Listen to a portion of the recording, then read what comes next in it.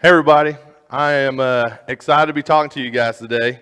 Uh, I want to give you guys, all my youth, and anybody listen, a play from Moses' playbook. See, God had to give Moses a bunch of plays for his playbook because when he was leading his people from Egypt, and even when he was in Egypt, he dealt with a lot of ungrateful, sinful, non-patient brats, kind of like you and me. And I say, I'm not pointing fingers. I'm just as bad as anybody listening when it comes to these things. So uh, when I'm trying to, I got this kind of placed on me. I had a different idea I was going to do with this, but God spoke to me not as directly as He did with Moses, but pretty direct during this last weekend. So, quick story: me and my family go to a fireworks stand. I'm sitting there kind of complaining with the guy that's running the fireworks stand. I know him, and we're back and forth complaining about a couple of things in our lives.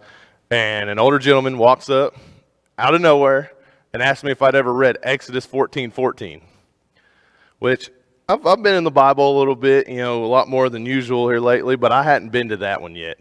So he kind of explained it to me, and we had a great 45-minute to an hour conversation about the Bible and God's Word. And it's pretty amazing how he spoke through this.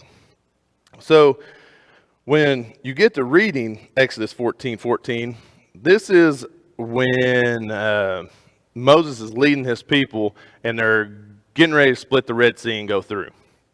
This verse falls right after the people are trying to turn back to the Egyptians.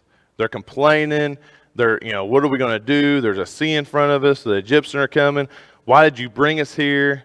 They're literally wanting to turn back away from who God gave them to get them out of slavery and take them to the promised land, and trying to go back to slavery, turn into their problems.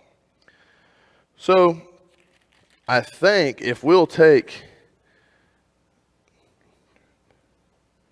this this play from this playbook that God gave Moses and read this verse.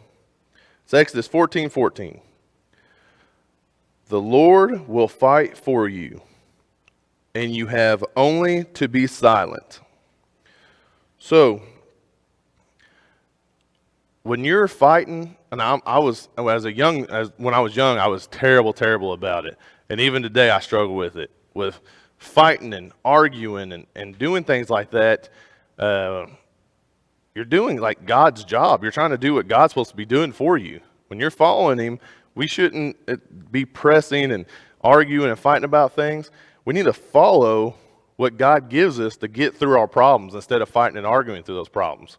Kind of the way God gave the people Moses. So when you're going through these things, there's something I want you to look for.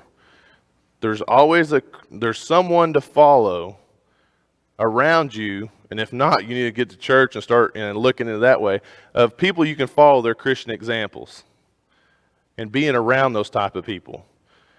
Same way, when you start doing that, people are going to start following you through your Christian walk and following your example. Someone's always watching. So just like in the story, once you get to following and following God's lead through your problems, I want you to know the walk that you're going to go through is going to be amazing. Okay? It's not going to be boring. There's going to be some people who think or even say, I don't want to be a Christian. That's boring. I don't get to go drink and hang out with my friends, my bad friends, or go do things I'm not supposed to do. That's boring. But I'm telling you from experience, just like the people going through the Red Sea, think about this. They're on dry land, towers of water on both sides of them as they walk through. It's almost like when you start to follow God's lead. You'll see the most amazing things. You'll do the most amazing things. It's mind-blowing. if you'll do that.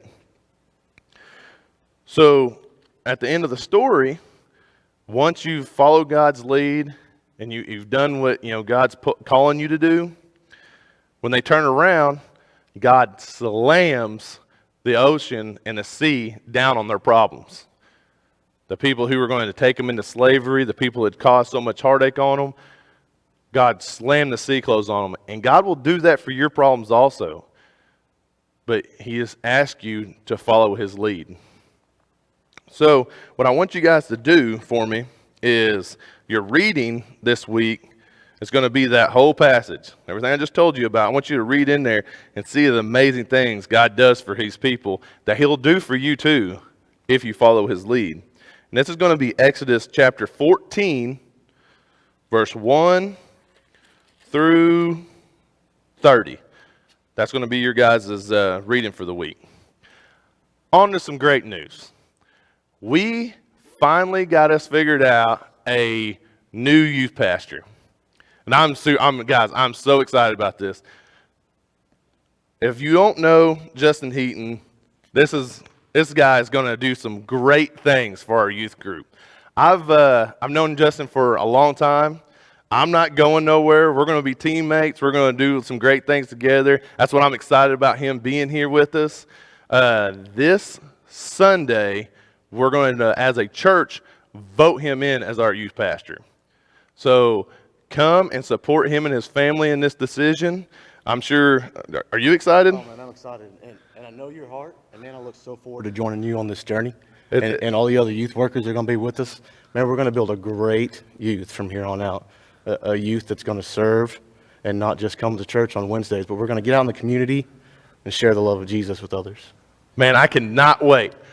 You guys have a great evening, and we'll see y'all here Sunday.